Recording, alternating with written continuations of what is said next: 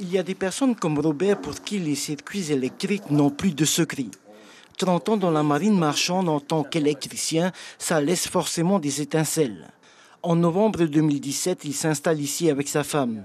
Premier réflexe, vérifier que tous les fils de son appartement sont bien à leur place. Son bilan fait état de plusieurs malfaçons. On va la mettre en route. Et tu vas pouvoir constater. Voilà. Tu vois? Elle chauffe, on est d'accord? Je vais couper le Q12. Normalement, elle devrait s'éteindre. On est d'accord? Bien, voilà. Voilà le Q12. Alors moi, j'avais marqué plaque de cuisson. La plaque de cuisson reste allumée. Le disjoncteur n'est donc pas le bon. Mais ce n'est pas tout. Et les alarmes incendie dans les étages qu'il n'y a pas, inexistantes, c'est-à-dire que s'il y a le feu, par exemple, si ma plaque de cuisson brûle, je vais vous donner l'alarme, il n'y a pas de bouton d'alarme. Il faut descendre au rez-de-chaussée. Or, s'il y a le feu, on ne peut pas prendre l'ascenseur.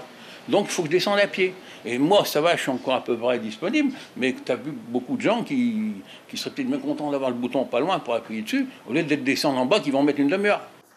Robert a tout de suite prévenu le syndicat de la résidence.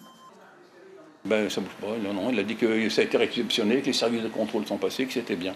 Et moi, pour moi, j'ai fait venir dans mon appartement, j'ai fait venir le bureau Veritas, j'ai payé de ma poche 40 000 francs, il a constaté 3 anomalies. La guerre est déclarée contre le promoteur. Pour Robert, cette résidence n'est pas du tout adaptée pour des seniors. Les toilettes font 40 cm de hauteur.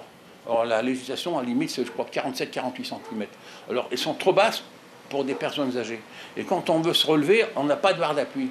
On avait signé dans une pétition qu'on avait portée au maire, j'avais à peu près 50 signatures. Moi, on parle d'en faire une autre pour porter au commissaire et au président de la République parce que ça bouge pas. Du côté du promoteur, pas de réaction malgré plusieurs tentatives d'interview. Il faut croire que la sécurité de la résidence et des 154 logements ne pose aucun problème. L'information en continu sur Polynésie la première, Internet et réseaux sociaux.